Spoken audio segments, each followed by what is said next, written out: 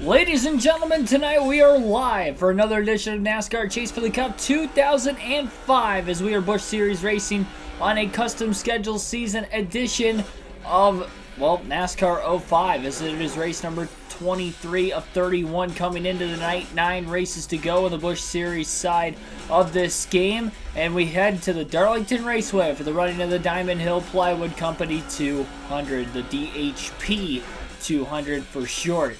About to kick off qualifying for this one. You guys will get to see that for the first time in a little while on the channel tonight, and then we'll get into the 200-mile, 147-lap race around this 1 1/3 mile intermediate. The track, well, that is too tough to tame the Lady in Black Darlington Raceway. It is going to be a tough, treacherous racetrack. Very, very lack of tire grip throughout this race, as it is a very, very bumpy racetrack. That is going to be a big issue. Track position is going to be big because of how hard it is to pass here, but on the longer runs it may be a little easier as those tires wear out and the group tends to move around quite a bit. Which driver will be able to tame the Lady in Black tonight? Dark Crypto, Billy Kramer, Joshua Rumsey, welcome to the stream. Thanks for being the first down in the chat below. And we're about to get tonight's Busch Series race underway. Greg Biffle has a 207-point lead over Ron Hornaday Jr. coming into tonight's race. Just over a 1-race lead in the point standings, but again, still 9 races to go. Plenty of time left in this season for something to go wrong for the 60 that could get Ron Hornaday back into contention. And will tonight be one of those nights? J.J. Yaley won the first race at Darlington in a daytime condition earlier this year. Same race length, 200-mile, 147-lap race in that one. So we'll see if J.J. Yaley can go for his 3rd win of the season and get the Darlington sweep. Ethan, welcome to the stream as well. Biffle rolling through turns 1 and 2. Biffle's won 3 races in a row in the Busch Series coming into tonight's race, including last night at Michigan. Trying to win 4 Busch Series races straight. Qualified 5th on lap 1 with a 28.497. Going to try to up the ante a little bit on lap 2.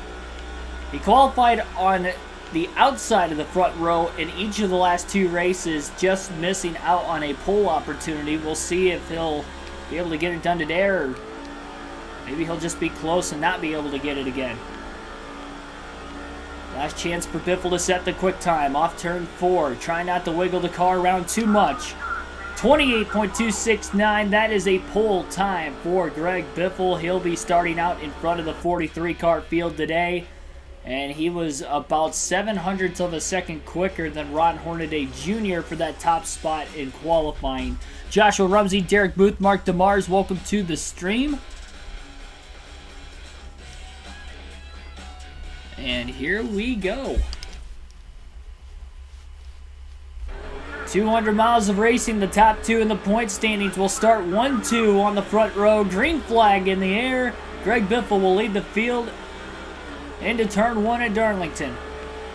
And Ron Hornaday did not take off well on the outside lane on the initial start. Kyle Busch quickly gets to 2nd place after qualifying 3rd behind him. We had 1 caution in last night's race at Michigan. It was on lap 3 when everything was bunched together. They were 2 and 3 wide through most of the pack, and it was 3 by 3 where the accident happened in the middle of the pack. A decent size pile up, about a 6 to 8 car wreck. It's a much wider track. Likely not going to be able to go 3 wide, and if you do at Darlington, I guarantee you won't make it here either. Can't tell who that is in 2nd place. I think it's Paul Menard in the 33, but I'm not entirely sure.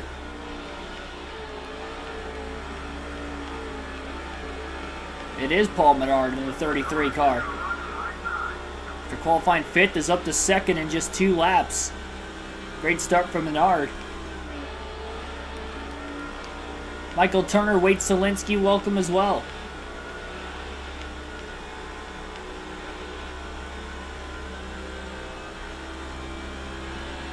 You were there in 2011, so you got to see Regan Smith win a Cup race. That's pretty cool.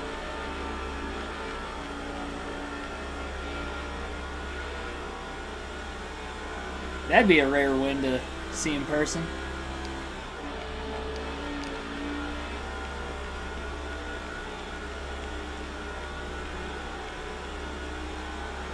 Biffle a little loose off the exit of turn 2 that time. I'm sure a lot of drivers are going to be battling some loose conditions in this one as the bumps throw these big heavy stock cars around quite a bit. Just ran the Southern 500 in the Cup Series on this game last week on Tuesday night. Now we have the Busch Series this Tuesday night. And of course the NASCAR Cup Series in real life this weekend will be at Darlington for a throwback race on Sunday afternoon. We'll be doing live commentary for that again. That will start at 3 p.m. Eastern Standard Time this Sunday.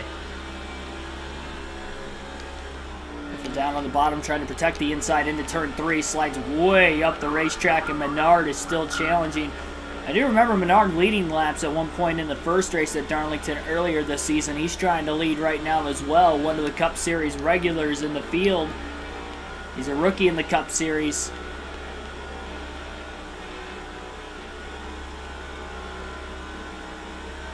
Challenging the big boys right now. Looks like Dale Earnhardt Jr. is up to 4th place, cycling in line behind Ron Hornaday in the 2 car. And J.J. Yaley is in 5th. He was, again, our winner. Our first Darlington race on the Busch Series season.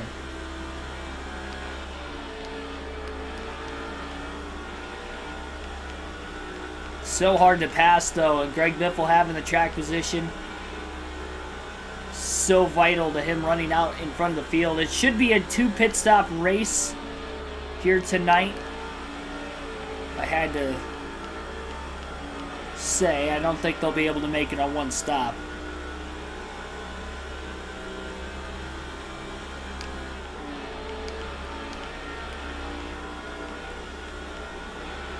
Weird seeing tires come off during pit stops. I mean, not this season. Compared to years past, yes, definitely, but it's been happening quite a bit this year. Really, since the Daytona 500, the first race of the year, we've still been seeing the same issues. Not every week, but it seems to be on the tracks where there's a lot of load more often than not.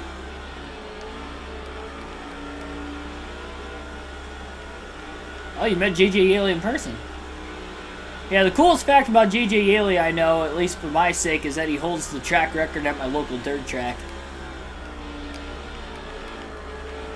I believe it's in a wingless sprint car that he holds the track record. And there is a car on pit road right now that looks like it may be J.J. Yaley, who just blew an engine that last lap. I'm unaware that that is the case for sure, but considering that I don't even see... Well, there is a white car further back. It could be Ashton Lewis. I'm not entirely sure. I guess we're not really going to know until the end of the race exactly who that car is that is blown up and made his way onto pit road already in the opening 10 laps. Caution free still. Metallica is my favorite band of all time. As far as like other metal bands I listen to right now that I've been really into, at least for the last handful of years, Bullet for My Valentine. I just saw Trivium in concert last week? 2 weeks ago. Yeah, 2 weeks ago this Thursday. Been listening to Motionless in White's another one. Just got into listening to Spirit Box within the last few months. Wage War. I still listen to some more classic metal bands too. I just saw Megadeth with Trivium a couple weeks ago. Megadeth was headlining.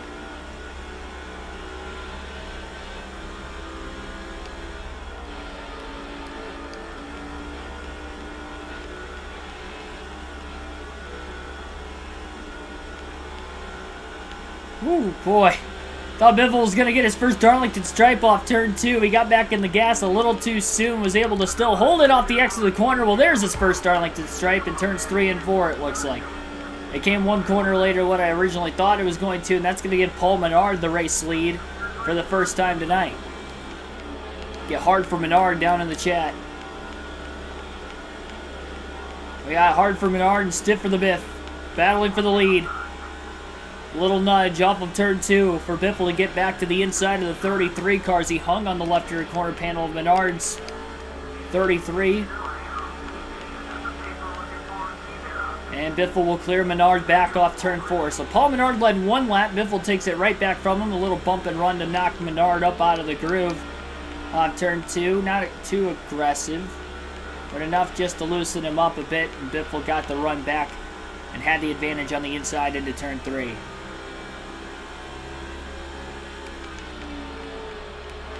And tomorrow's Star Wars Day. And then you have 5 the Mayonnaise Day on... I don't mean to offend anybody when I say that. I say it completely as a joke. When I was... I mean... I don't know exact... It's the 5th of May. I get it. It's the 5th of May. I don't know what's actually celebrated on Cinco de Mayo.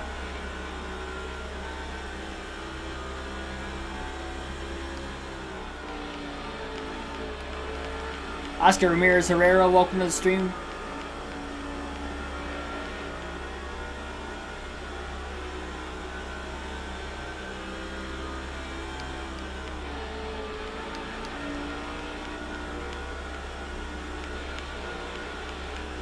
Into Dream Theater. I tried to listen to that. I'm just not really into like progressive metal too much. Like I've tried listening to it. It's alright. And there's probably certain songs here and there I can get into, but I don't know. It's kind of flaky for me, I guess, with progressive metal. I'm more into metalcore than anything else if it came down to like one metal group. That or just old school thrash, really. Not into deathcore at all. I mean, very, very few, you know, very seldom like I'd listen to that, but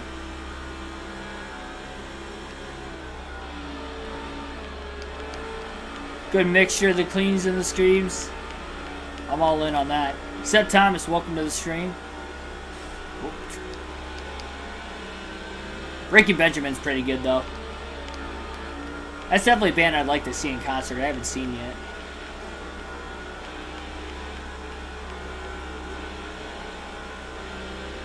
I grew up listening to like Linkin Park and stuff too when I was younger, and that's still something I go back to from time to time. New Metal Disturbed I used to listen to a lot when I was younger. Still go back to that from time to time. Really any classic rock too. Like that'd be played on the, you know, any normal traditional classic rock radio just because my parents listened to that all the time, so I grew up on that too.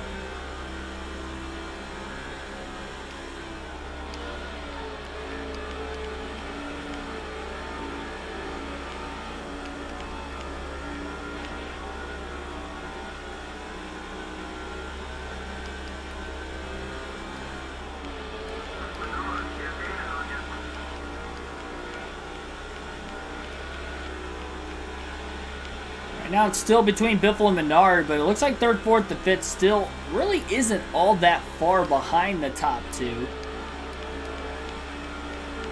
21 laps in. Menard's keeping good pace right now. There's also a Dover, Ohio. I know there's a New Philadelphia. There's a Texas, Ohio.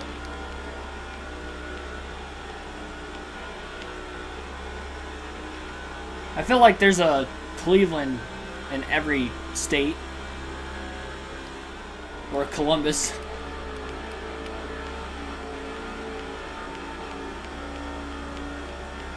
Alan Barkley, welcome to the stream as well.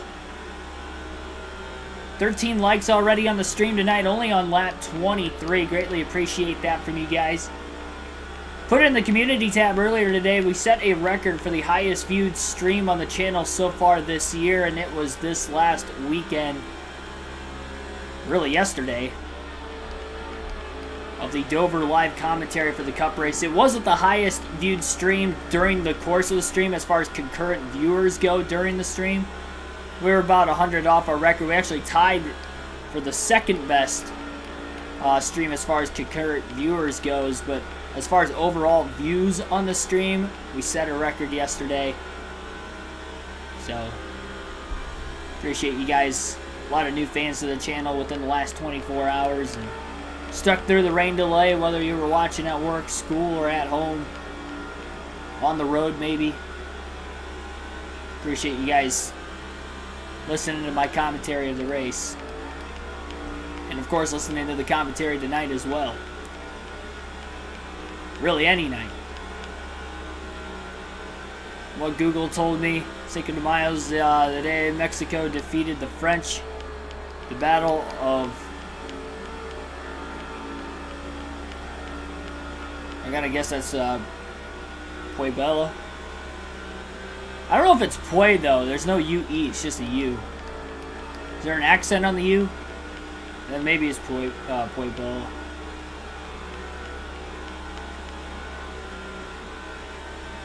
Columbus and Cleveland, Georgia.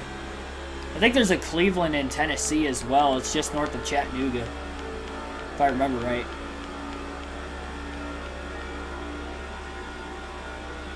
I feel like I've driven through it before. Like when I went to Atlanta a few weeks. No, how long ago was that now? Like almost 2 months ago already? A month and a half ago?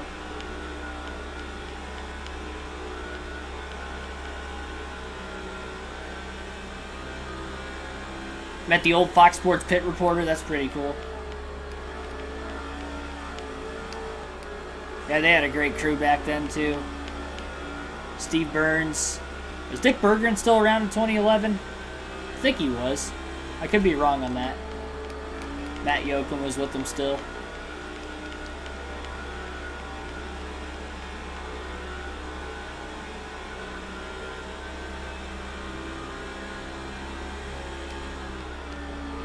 Biffle slowly getting away from Paul Menard. Slowly. And third on back is definitely closed in on the back of the 33 of Menard as well. One car down on the apron of the racetrack off the exit of turn 2, trying to limp his way back to pit road. Another engine failure in the early going of tonight's race. Dale Earnhardt Jr. has just blown an engine. So Dale Jr. making another one-off start today. As a Cup regular in the Busch Series field, he will blow an engine. He competed pretty well, led laps yesterday at Michigan in the Busch Series race. Ended up finishing in 4th place. But today, not going to fare well for him as he's not going to have a great finish. And he has made it to pit road again. We continue to stay green at Darlington, 30 laps caution-free. We've had 5 caution-free Busch Series races this season. Tomorrow's your first week of golf league. My pick for the Atlanta race in July, that's too far away for me to make a pick for that. I have to go week to week.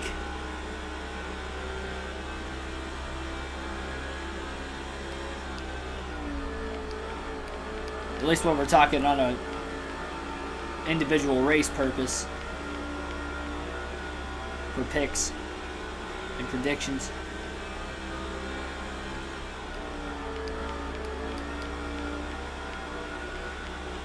Caution for the first time today at lap 32. Just a couple laps after I was talking about it being caution-free, we see our first yellow. And it looks like the 137 car of Sean Batson has gone around. And it looks like he got clipped by the 109 car coming back down the racetrack in the right front. The 109 driven by Lance Brantley. Excuse me. And so Brantley and Batson get together after Batson has slid into the wall. Caution's out at lap 32. Greg Biffle will lead the entire field onto pit road for our first stop of the day. Everybody on 32-lap old tires, but that's enough to pit at Darlington under this very, very worn-out surface. So Jefferson City, Tennessee. That I know, too. Isn't that near Nashville? Could be wrong on that. I feel like I've driven through that, too, at some point. Maybe it's off of 75 somewhere.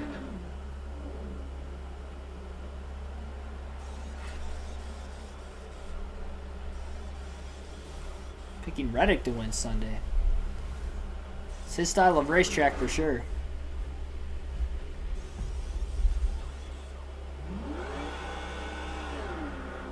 Favorite pit reporter? Steve Burns is definitely up there. Man, that's tough. That's really tough. You have to give me a minute on that. Ron Hornaday scores 5 bonus points after winning the race off of pit road on the restart, jumping from 3rd to 1st. And Greg Biffle trying to quickly get underneath them off turn 2. Looks like Biffle got a bit of a better launch on the restart than Hornaday, and he'll have the inside into turn 3. So despite not winning the race off pit road, Biffle will get a better restart than the 2 of Hornaday and take the lead back. But even though Hornaday didn't lead a green flag lap, he was able to lead under caution because of winning the race off of the pits. So he does get 5 bonus points for at least leading a lap one way or another. Matt Fogelson, welcome to the stream. Plenty of time still left in this race. That's the first stop of the day. It should be a one-stopper the rest of the way from here yet. And definitely cannot make it on fuel. Again, we'll have to see how the cautions play out as well the rest of this race. 3 sets of tires left. I don't think that's going to be an issue unless we have a lot of cautions.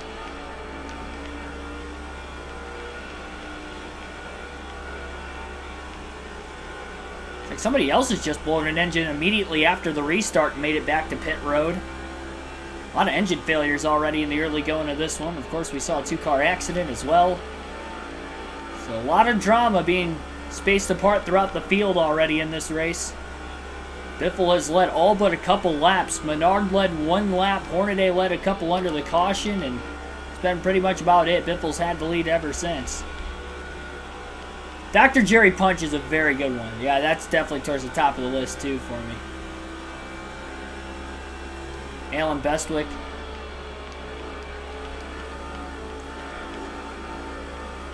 Honestly, I think a very highly underrated one. And he did a little bit in the play-by-play or lap-by-lap announcing booth for TNT at one point. I'm having a brain fart of trying to think who his name is. It'll come to me. Just give me a second. Oh man, who was I just thinking of? I'm not talking about Bill Weber, not that guy.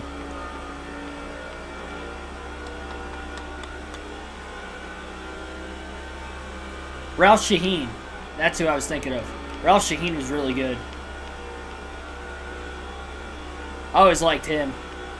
I always wish he took over the NBC duties when NBC had the Cup Series coverage in 2015. Rick Allen deserved the job, you know, as well, and he had already done that style of commentating for the Truck Series for so long before that, so he was probably more fitted for the role, but Ralph Shaheen, very highly underrated. I wish he was used more in NASCAR coverage. He's been covering a lot of Supercross stuff, though, since then. Dirt racing.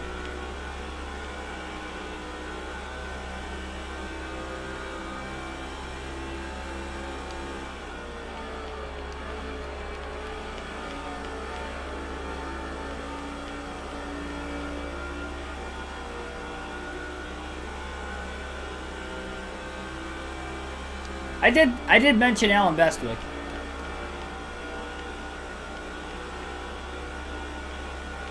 I liked him better in the booth, though. I mean, he was good as a pit reporter.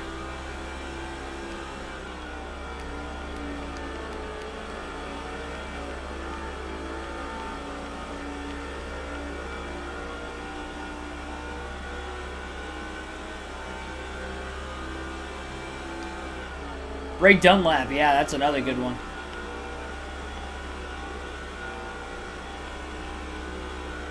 I forgot about him.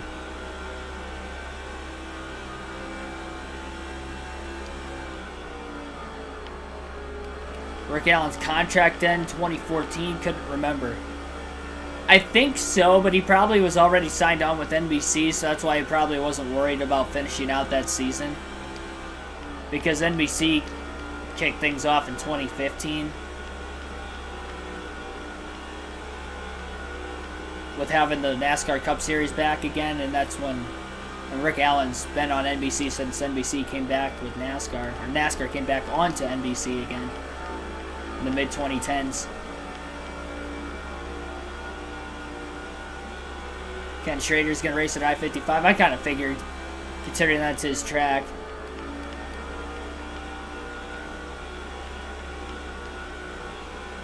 He's still racing quite a bit locally. Not necessarily locally where I am at, but just local races, sporadically, midget races. I think Phil Parsons is a highly underrated color commentator, to be completely honest. He's always done a great job in the Truck Series.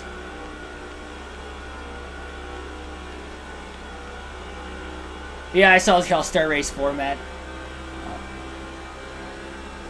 It's a lot to take in again. Not as much as last year, but it's a lot to take in. I don't think Ron Hornaday's got quite as quick of a car as Paul Menard. He seems to be holding him up since the restart, and since Greg Biffle had gotten a great restart to get out ahead of Hornaday and took the clean air away from him before Hornaday could lead a lap under green flag conditions, Biffle has pulled out to about a 1.1 second lead.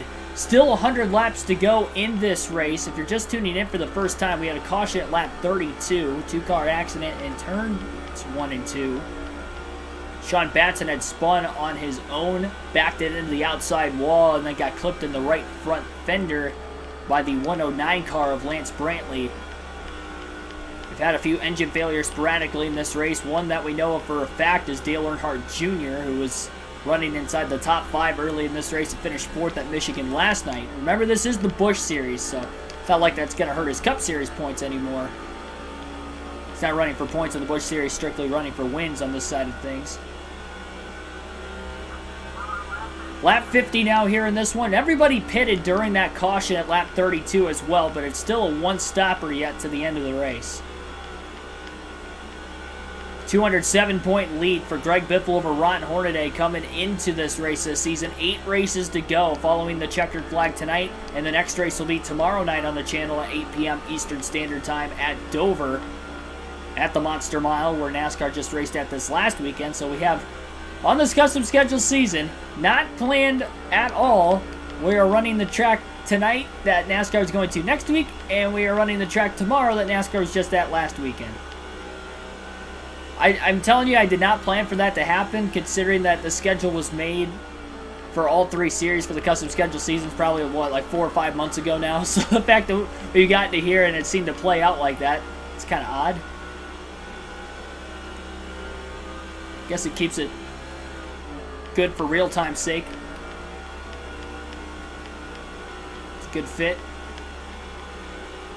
Do I like racing the 60 car? I like this paint scheme. It's Greg Biffle, though. Carl Edwards also had this scheme for a little bit, or ran some Busch races with this scheme also in the number 60. I'm sure we'll see in the future iterations of the Busch/Nationwide series in the future EA Sports video games. NASCAR 6 is going to be coming to the channel within the next few weeks once we wrap up all of our NASCAR 05 content. Probably 2 to 3 weeks away from there. I still have to get the game. I need to buy it. I need to get on that so that way in case Amazon takes like a week and a half to 2 weeks to deliver it, then it'll still get here on time. Worst case scenario, we just keep running NASCAR 21 Ignition until it comes in. Consider I'm not done there yet. I'm still in the middle of the final season. Speaking of which, I am going back to NASCAR 21 Ignition Thursday night for the first time in a few weeks. That race is going to be at Nashville for the Ally 400 at the Nashville Super Speedway.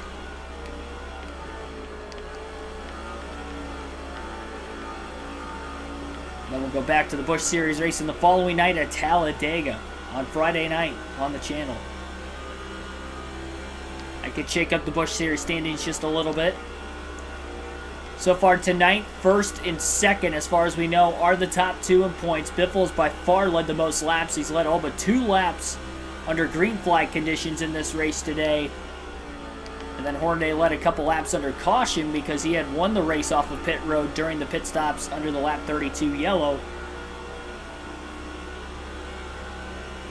Almost a 2-second lead now for the Biff. Still 92 to go.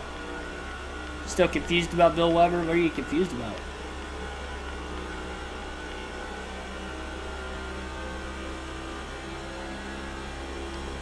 If he got fired or if he I have no clue what the details are on that.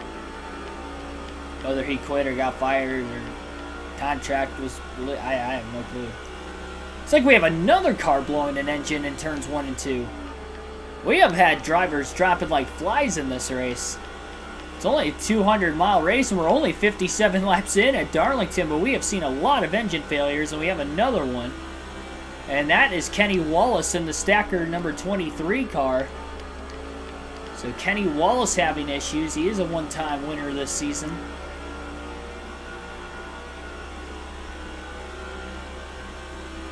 $90 to go. These guys are able to get out of the way before getting ran over if they're in the middle of the pack. Definitely a lot of apron to go down the track to get out of the way with how tight the racing grid was up the top portion of the track near the wall.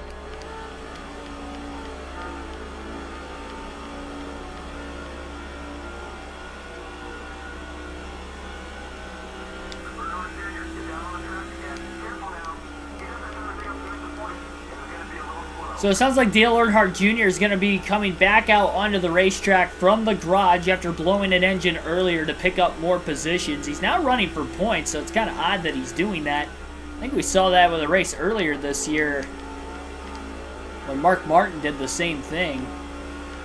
Usually you see the Busch Series regulars or the Cup guys in the Cup Series do that to try and pick up some more points, but looks like Dale Jr. is going to be working his way out onto the racetrack very soon. And we've had a lot of engine failure, so he can definitely pick up a few positions. But he's going to be well off the pace. I qualify before most races. I don't always show it on the stream, though. Really, the only time I do show it on the stream is if I'm kind of cutting it close for time on, like, work nights. Kind of like tonight.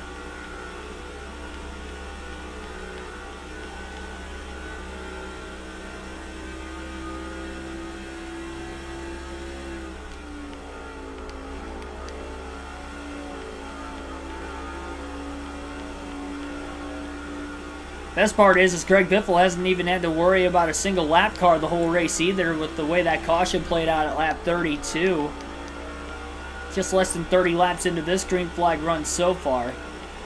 Not sure exactly what the fuel window is. I would assume these guys could probably go about 60 to 70 laps. Probably lean more towards 70. So that window should open up in about another 15 or so laps, give or take. Saying that in case we get another caution.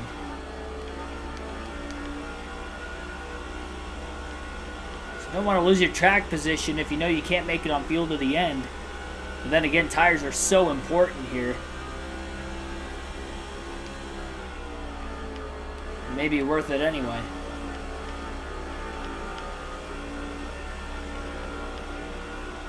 My ultimate dream? Are you talking like dream job? Big mistake by Biffle into turn one. Getting a little light out from underneath it.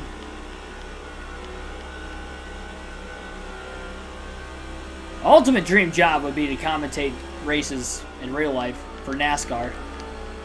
That's the ultimate dream job.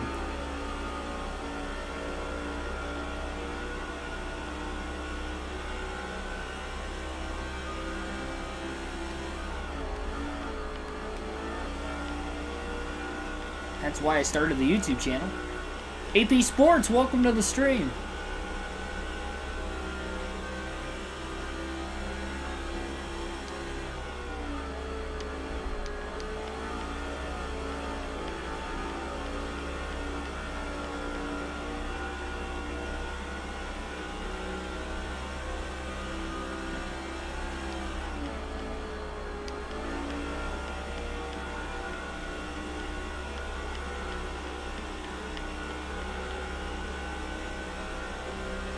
Biffle's hanging in there at about a 2.8 second lead at this point in the run.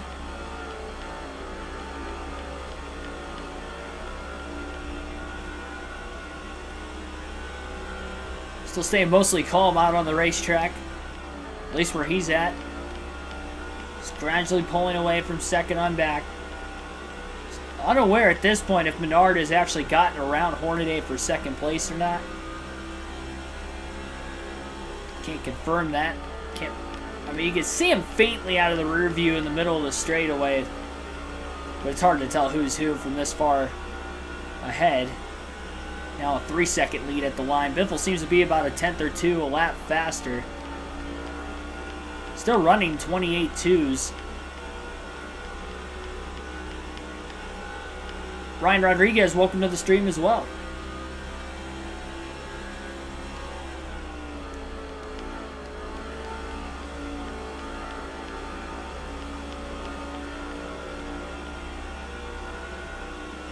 No stupid questions.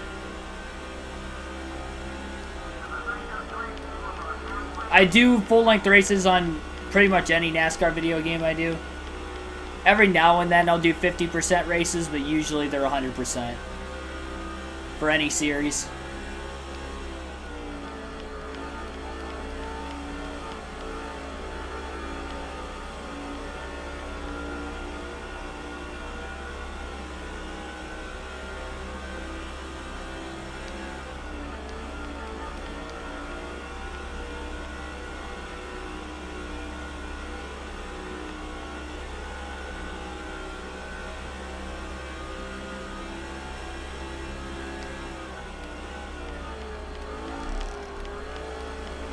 Sliding quite a bit, getting into turn 3.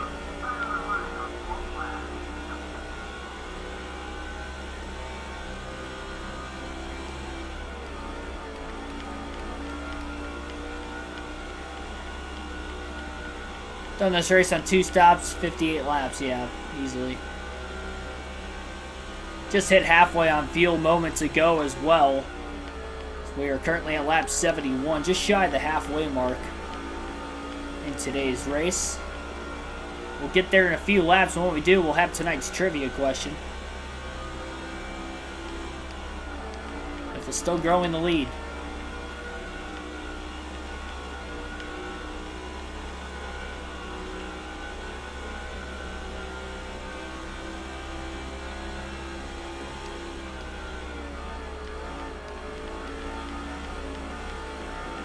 I haven't seen Dale Earnhardt Jr. yet on the racetrack since he supposedly came out.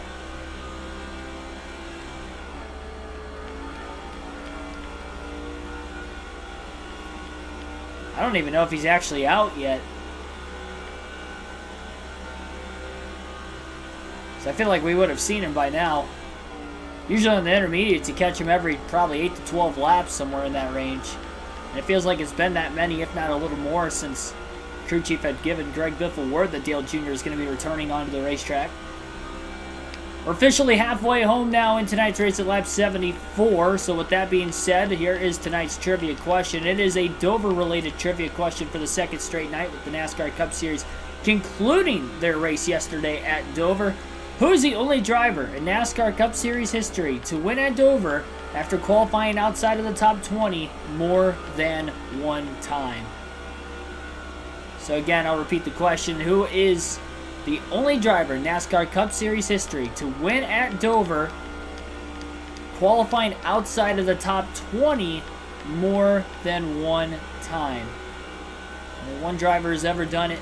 I'll give you the answer to that question at lap 90, and a hint to that question at lap 85 if you can't get it before then. But I do have a feeling somebody will likely get it right tonight. Somebody got the Kyle Petty answer correctly last night. Like right at the buzzer. Well, Brian Rodriguez got it right out of the gate tonight. That did not take long at all. The answer to tonight's question is Tony Stewart. Yes, Tony Stewart is the only driver in NASCAR history to win at Dover, qualifying outside of the top 20 more than once.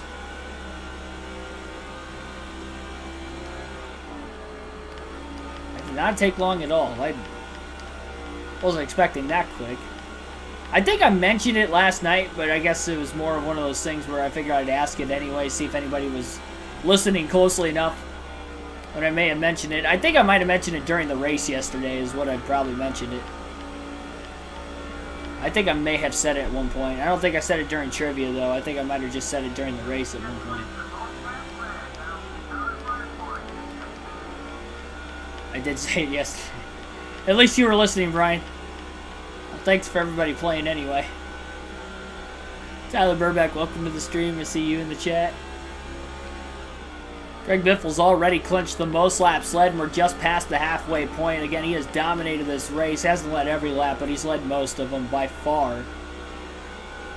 So it's a 10 bonus point performance for Biffle as he'll look to try and add on to the points lead with a good finish on top of it. Perhaps a max points day if he can seal the deal with a win. He's definitely going to be the one to beat in this one as he has a 3.9 second lead off of turn 2 at lap 79 of 147. And remember, the last time we were at Dover, Greg Biffle won that race, so he'll be going for the Dover sweep tomorrow night. And he led all 200 laps in that race after qualifying on the pole. So if he qualifies well again tomorrow, I think he's got a shot to win another one, which means he has a chance to win 5 races in a row. If he can win this one tonight, seal the deal,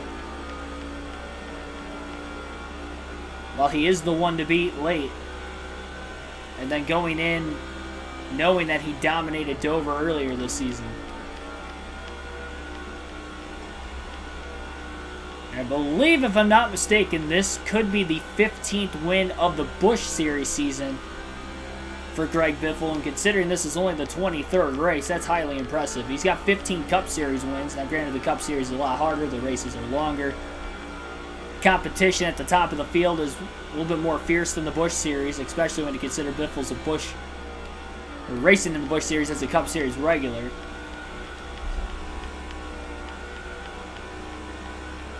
A lot more experienced.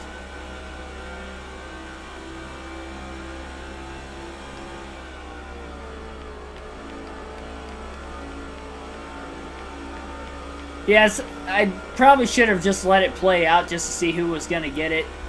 Usually if it's like a tougher question, I'll just, let you guys guess. And then when you get it right, I'll say it. Usually questions like that, I'll just let it play out. And I'll give you guys the answer at the end, just because it gets commented correctly, usually pretty quickly. Both the front tires in the yellow right now for Greg Biffle. We have a lot of drivers short pitting off of turn 4 this time. So the pit window is open to the end of the race, if they are pitting as of right now. This will be the second and final stop of the race for everybody short pitting.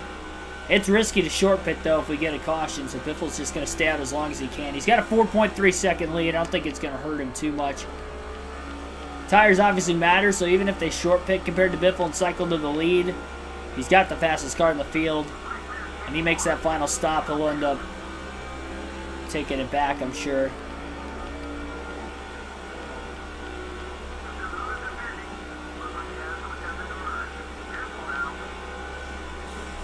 Biffle brushing the wall off of turn 2. It's the second Darlington stripe of the night. That might have been the first time he got the wall in 1 and 2. I think he got into the wall in 3 and 4 earlier.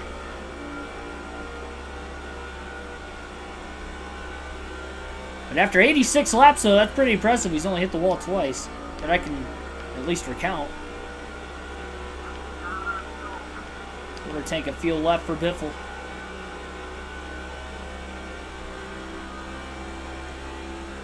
Probably take it to around lap 100 before he ends up having to pit.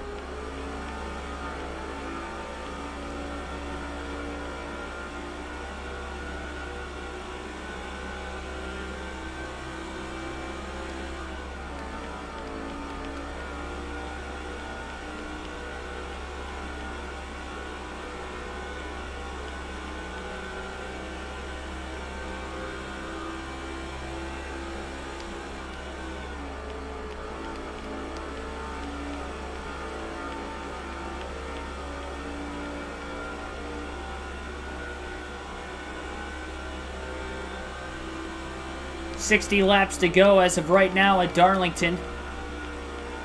Greg Biffle is putting a beating on the field tonight at Darlington in the DHP 200.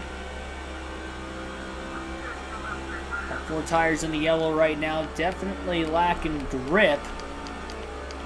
Sliding it into turn 3 a little bit more. The longer he goes now, though, the less older his tires are going to be to the end of the race on the final tire stint. So it's another reason that staying out right now will actually help him in the long-term side of things, especially if this race continues to stay green.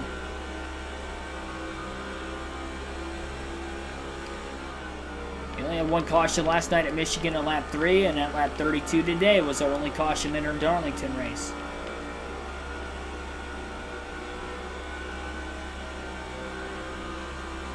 I can definitely recall the Dover race being one of the 5 caution-free races earlier this season for the Busch Series, with going there tomorrow night. So that'll be interesting to see how that plays out. And then Talladega will be the next Busch Series race after Dover on Friday night.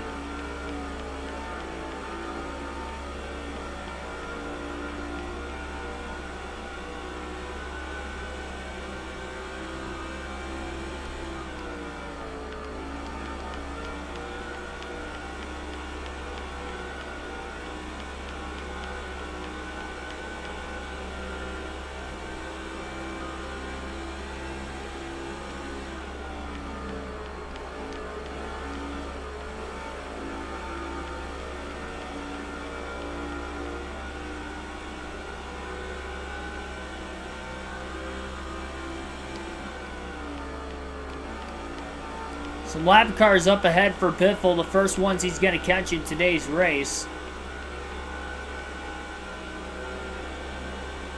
5-second lead over second place currently. For the first time he's really had to deal with dirty air all day today. We'll see how he'll be able to handle, especially on these older tires. Definitely lacking the mechanical grip.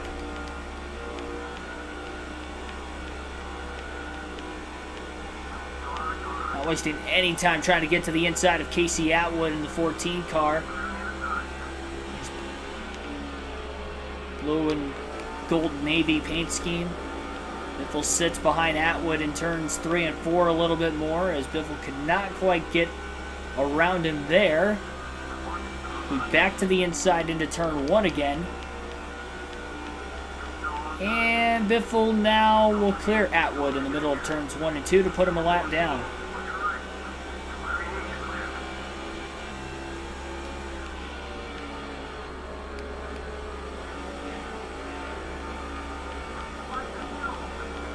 Slightly grazed the wall off turn 2 that last lap after clearing Atwood. Casey had a big run on him, almost got right back underneath him on the backstretch. Biffle held on. No rain free tomorrow. Yeah, I actually had a tornado warning probably about an hour and a half before the stream started tonight. We had some severe weather coming in, and I didn't hear any word of a tornado touching down. There was a report of a funnel cloud, like, actually close to where I work, which is about a half hour south of me. The rain we got, we didn't have as high of winds, but they were reporting 60-mile-an-hour winds, and areas where there were at least one funnel cloud spotted, so some trees and power lines down. My town's pretty good. Obviously the power is still on here. It was a pretty quick storm too. It went through in like, I don't know, maybe 20, 25 minutes. But yeah, as far as I know, everybody seems to be alright though. I don't think there's any report of a tornado touching down. I didn't even know it was supposed to rain like later in the day. I thought the rain we had earlier in the day was all we were supposed to get. But we just had some pop-up showers.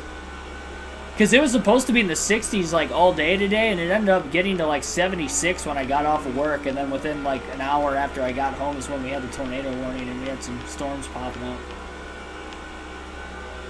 This is going to get tight. Biffle smartly just backs in line right behind Dwayne Borland, with Bobby Hamilton Jr. coming out of the pit lane on the bottom of the racetrack.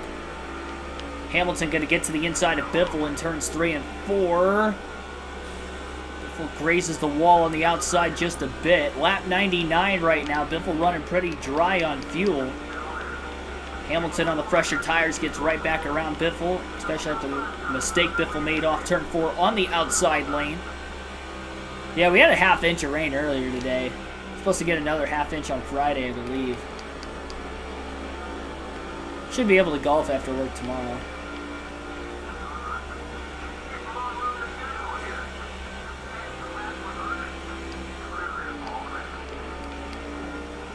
Greg Biffle will pit this time by at lap 100.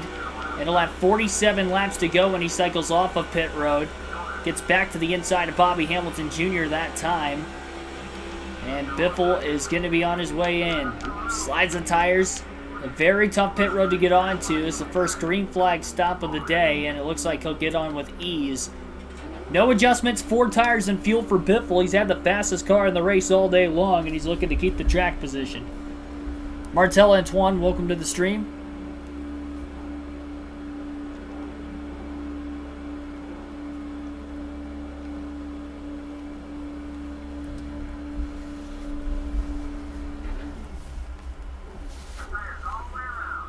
This race is flying by tonight.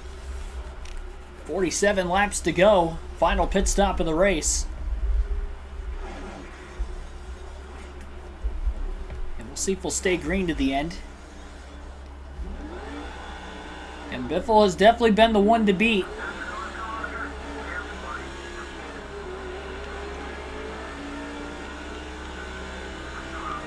Easily, Biffle's going to be able to hold on to the lead cycling off of pit road.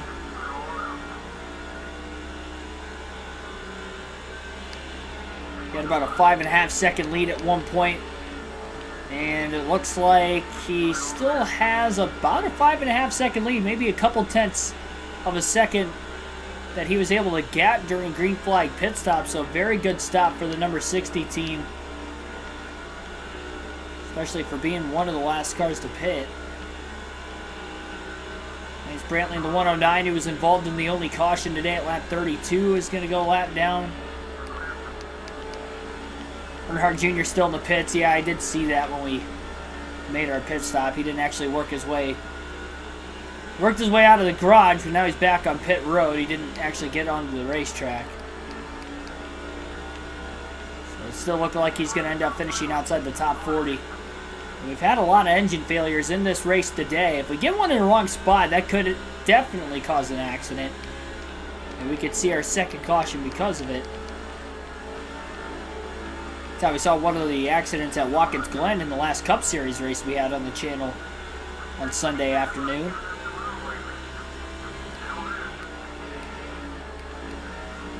For Express, welcome to the stream. Biffle working through lap traffic, a 6-second lead right now over second place. Biffle continues to dominate at Darlington. 43 laps to go at the start-finish line this time by. Definitely plenty of time for a caution to still come out. Biffle just ran his fastest lap of the race that last time by of a 28.182. It's the first time he's gotten into the 28.1s today. Off the exit of turn 4, nearly 3 wide with the lap cars. 56 in the 152 towards the outside. Biffle down on the bottom, trying to hang on. Another 2x2 off the exit of turn 4. There's a gutsy move by Biffle going 3 wide with the lap cars, but he gets around him quickly. And all clear and more space in front of him to work with into 1 and 2.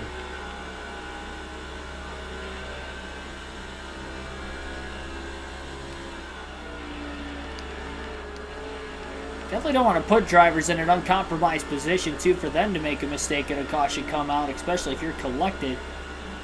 There aren't that many cars a lap down with the caution coming out earlier in the race. Before the field got to lap traffic, the leaders got to it. We'll alternate through the different camera angles one final time in today's race for about the next 4 laps.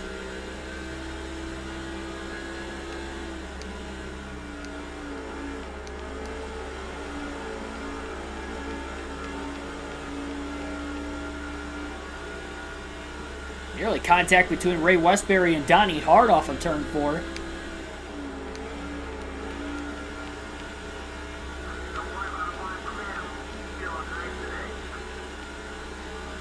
like Larson in 2021. Yeah, pretty much. Especially with the Busch series. Looking for 4 wins in a row.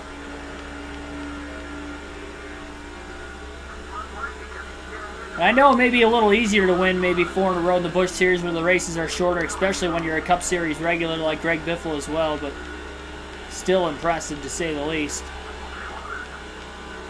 And he's done it against other Cup guys too in some of the races, including today's. Paul Menard's challenged him, even though he's a rookie in the Cup Series in this game. He's still challenging him. Led a lap earlier on in the race.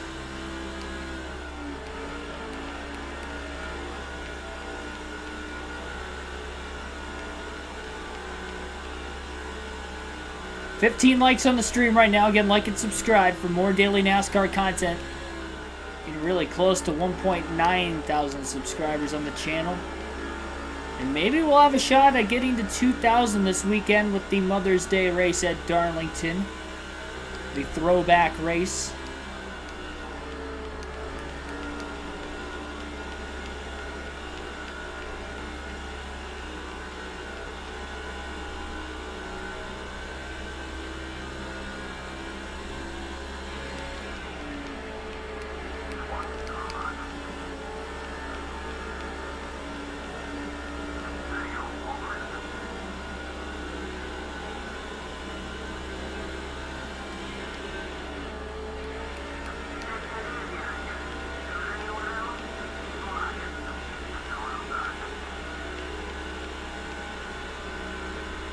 We're still getting by a bunch of lap cars.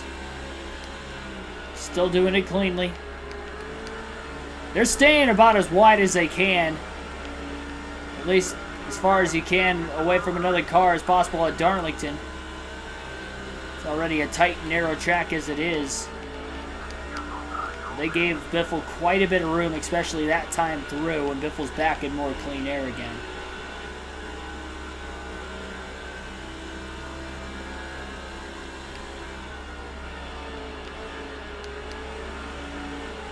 I did see Denny Hamlin's throwback earlier today, in fact. It's on one of my breaks at work. I also saw that the Trackhouse cars are running the Coca-Cola throwbacks from 1998 at Twin Motegi in Japan.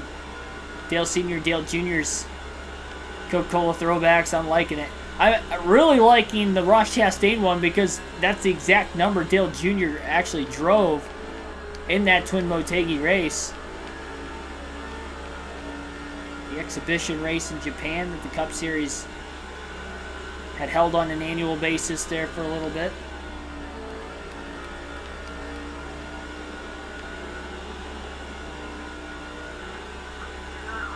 And it's the actual sponsor, so they were able to legitimately put the polar bear on there and everything, so that's pretty cool. And the 99 still looks good, but considering the 99, the 3 doesn't really like look the same as far as number. The number itself goes, but the one car looks almost identical. It's a basic paint scheme, but it's pretty cool. Definitely a unique throwback. I think that's the first anybody's ever tried to throw back one of those cars.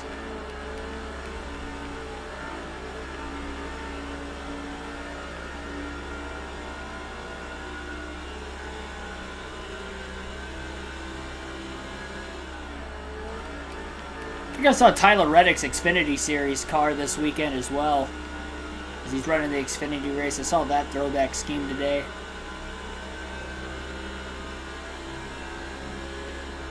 If I don't do a vid on throwbacks, well, I hate to burst your bubble, but I don't have time to do it this week.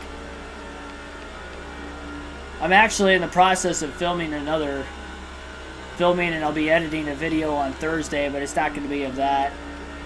I plan on doing something for the commentary on Sunday, though, for the throwback race. I don't know what I'm going to do yet, but I'll think it's something.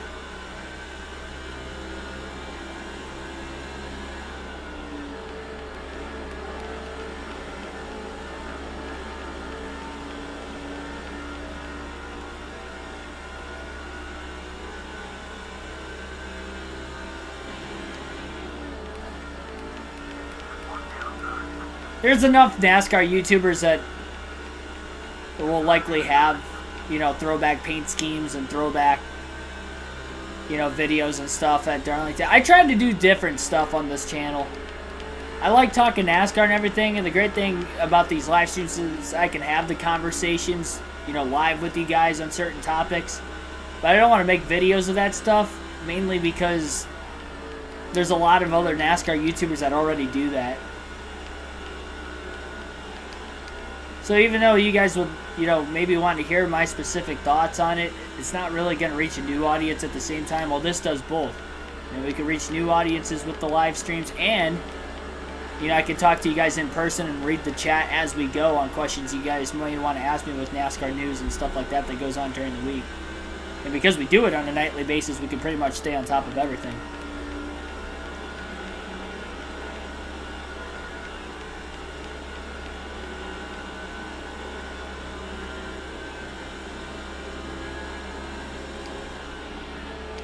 Trying to make the channel one of its own.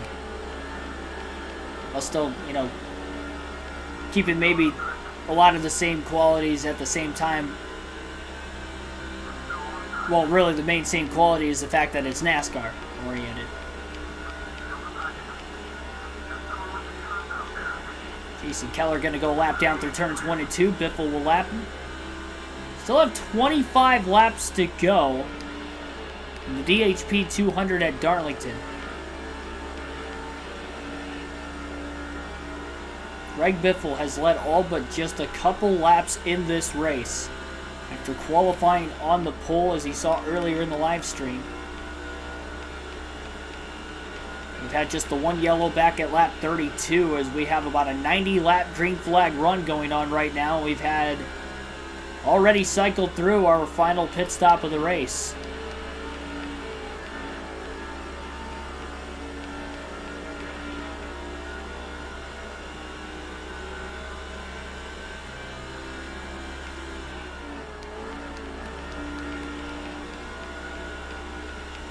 KRC's for Keegan's Racing Channel.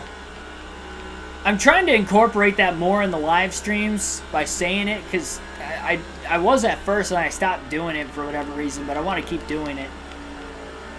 So that's why when I open up every intro to the live streams, I'm saying, you know, live on KRC, or we are live, and then I'll say something presented by KRC or whatever. So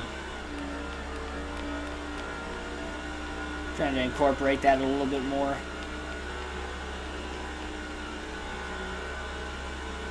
I don't want to change the channel name to that. I want to keep the channel name my name.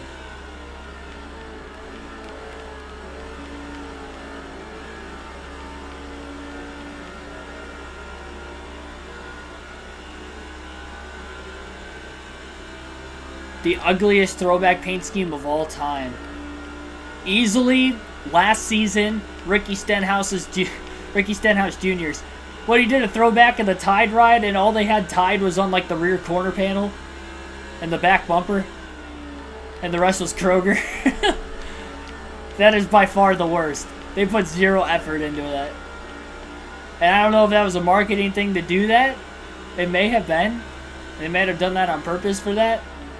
Whatever the case was, that was bad.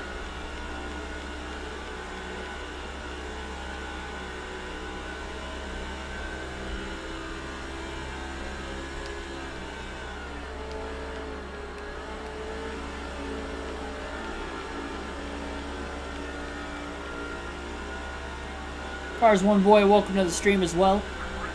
20 laps to go for Greg Biffle at Darlington. 9-second race lead, just hoping it stays green to the finish. And he should have this one easily locked up. Ran a really fast lap that last time by, still have a 28.212. His fastest lap so far today is a 28.170. Going 3 wide into turns 3 and 4 underneath Carl Richards and David Green. Didn't clear Green off turn 4. Green trying to side draft Biffle as much as he can. A little contact into turn 1. Biffle's going to be able to clear Green, and it looks like Green's going to get crossed over by Richards in the 106 as well.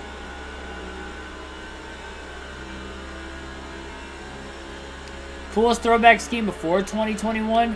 I mean, a personal favorite of mine is Ryan Blaney's 2018 diecast throwback scheme that I actually have a diecast of that I showed you guys on Sunday during the live stream.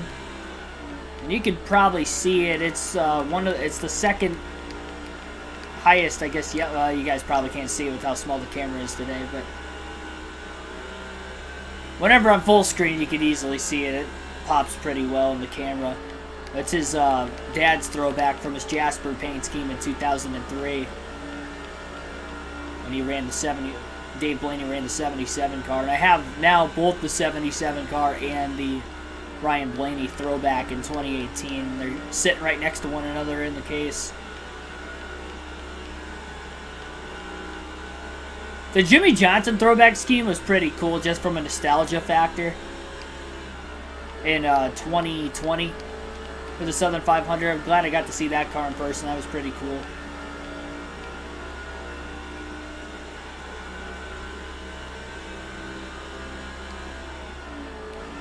Wasn't the coolest looking one necessarily, but it actually worked. Blending two paint schemes into one.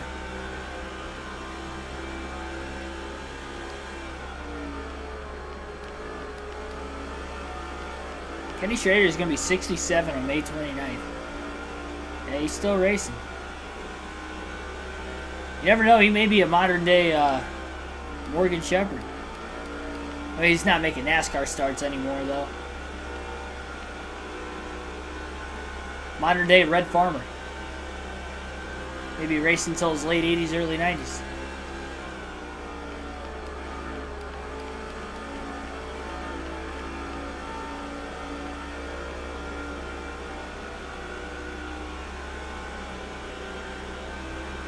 $14 laps to go. It's a good first half of the race. Second half really quieted up. Biffle pulled away pretty much from about lap 45 to 50 onward. Within the first 15 to 20 laps after the restart. At least Hamilton was able to get laps led some way or another with his team winning the race off of pit road. Under the only pit stop we had during yellow flag conditions. Right front tire starting to wear out a little bit on Biffle's car. Halfway on fuel, but again, fuel is no factor to the end of this race. Yes, this is on a PlayStation 2. Mark Martin going to go lap down. As well as Jared Holmes.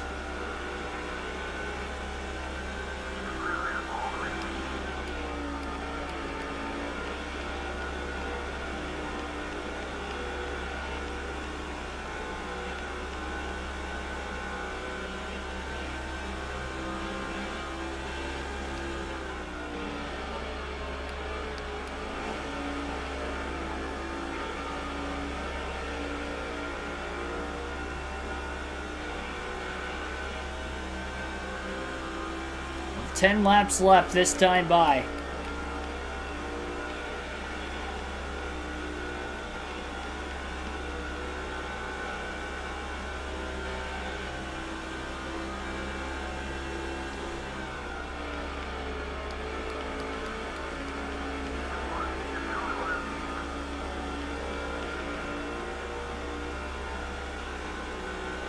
Martin trying to get his lap back from Greg Biffle. He put a lot of pressure on him in turns 3 and 4 that time, but couldn't get around him.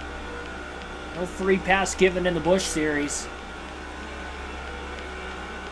Of course, there's some cars that Martin can catch for position up ahead as well. I'm not sure how many cars are on the lead lap anymore, considering that this green flag run has lasted over 120 laps. Sorry, almost 110 laps to this point. That maybe you can get a few more spots. Terry Cook, Ashton Lewis, Blue Castleberry, and Trey Murray are the 4 cars in front of Biffle right now, all on the tail end of the lead lap. New Joji, welcome to the stream.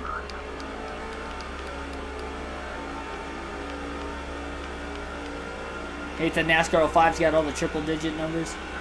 Yeah, they couldn't get the full field in the early EA Sports games, especially in the lower series. There isn't as many of them in the Cup series. I think they have like 35 or 36 of the Cup cars out of 43, but the Busch and the Truck series, about half the field is fantasy drivers.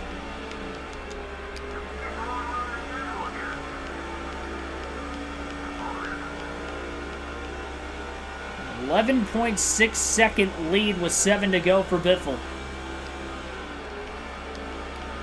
That is on outright speed today. Everybody has made 2 pit stops. That was even with a caution middle of the race as well. Stephanie Hutchins, welcome to the stream.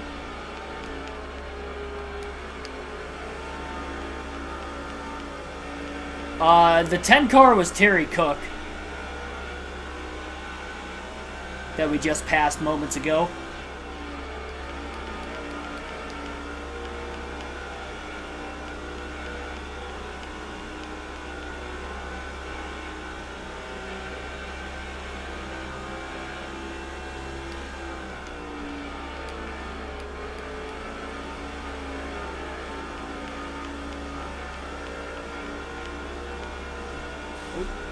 Into the wall a little bit, off turn 4 again. 4 laps to go. 5 to go, excuse me.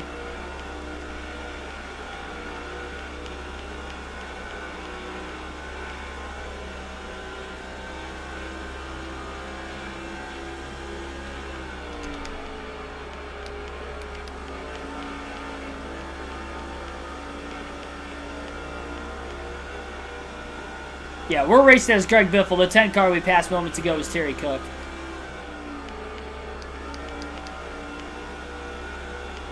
Now we have 4 laps to go.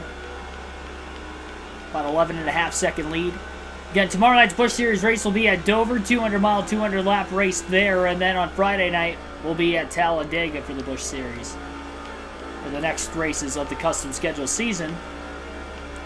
That Talladega race will be the final super speedway race on the NASCAR 05 Busch Series season. Still 4 races left in the Cup Series yet, but we're not doing any Cup racing this week, at least for NASCAR 05. Thursday night will be NASCAR 21 Ignition at Nashville on our final season then for that game.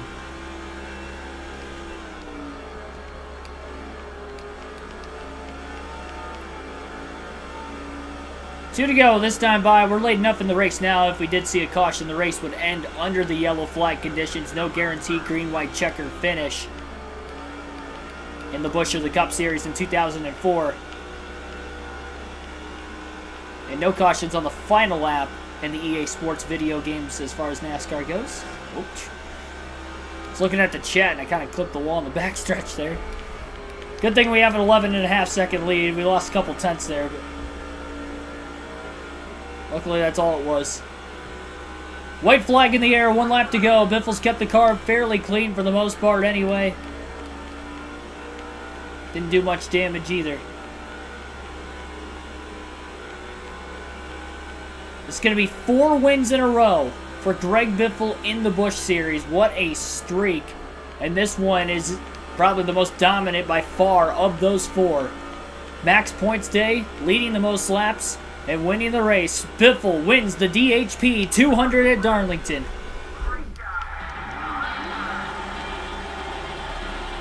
I do race 100% races on Ignition as well. Yeah, I do it for any of the midweek streams on the video game side. Full races with the realistic commentary, just like trying to make it as realistic as possible to enhance the realistic commentary side of it.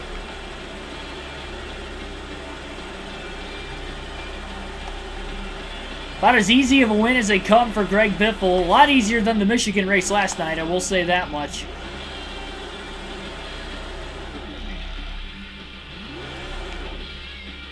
Big time win for Greg Biffle. Kind of bashed that left rear corner panel into the victory celebration. So we'll pass inspection now. Don't worry, anybody. We'll be all right. 1 hour, 15 minutes total time on today's race. 1 caution for 3 caution laps back at lap 32. Only 4 lead changes in this one. 159.32 miles an hour was the average race speed. Margin of victory, 10.3 seconds. Greg Biffle leads 144 of the 147 laps. Ron Hornaday led 2 laps during the caution period after he won the race off the pit road during the lap 32 pit stops. And Paul Menard led 1 lap right around lap, what was that, like 10? Early in the race, somewhere around there. That's because Greg Biffle had gotten into the wall in turns 3 and 4, overdriving the corner a little bit. Menard took it away from him, but then Biffle got it back the next lap in 3 and 4. J.J. Yaley ends up with a 4th place run. He won at Darlington earlier this season. Quiet but solid top 5 performance for him. And then the next Cup Series regular behind Menard would be Kevin Harvick, rounding out the top 5. Kyle Busch ends up 6th. Bobby Hamilton 7th. Billy Parker 8th. Hermie Sadler 9th. And Dwayne Borland rounds out the top 10. I wonder where Ron Hornaday finished. He came in 2nd in points. 14 cars finished on the lead lap. And I have a bad feeling, at least bad for Ron Hornaday's sake, that I think he DNF'd. No, where is he? I missed him. I didn't think he had a top 10. Did I skip him? Hamilton. Oh, I did miss him, duh. He finished 2nd. I even said his name and everything. My bad. That was a brain fart moment there. I went brain dead for a second. We're back. Okay, so Hornaday ended up 2nd. Never mind. Never mind about that. I was getting excited there for a second. I thought we just blew the barn doors off the championship lead, but no, he finished right behind us. And we didn't gain too many points on him today. Manny Brown, Dale Earnhardt Jr., Kenny Wallace blew an engine. Sean Batson blew an engine. He was involved in that only caution earlier. He was involved in the only caution earlier. He did finish the race a lap down, but the damage definitely slowed him down quite a bit because he was the last car running on the racetrack.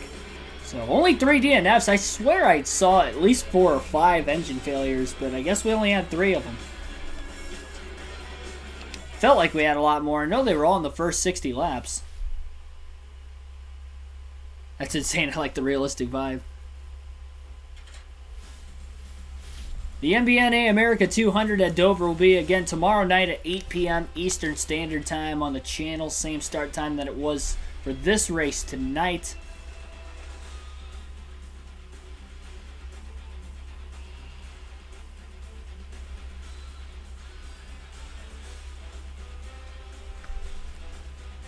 And we'll check out the point standings before we get out of here.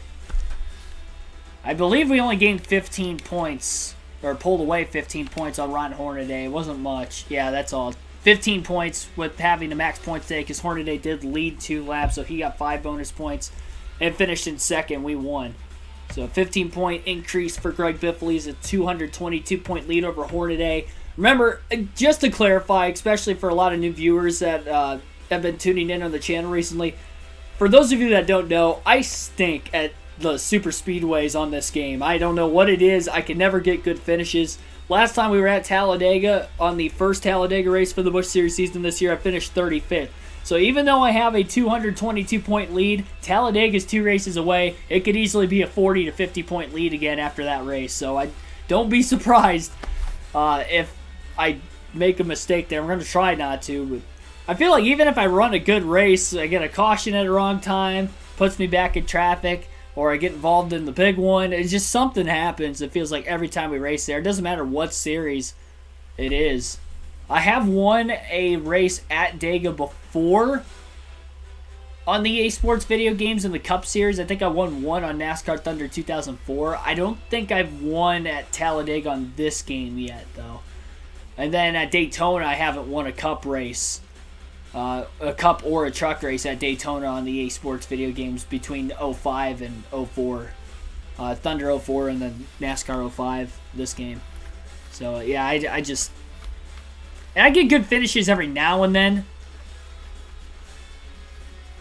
The bright side for Biffle, we did win at Daytona in the Busch Series season opener.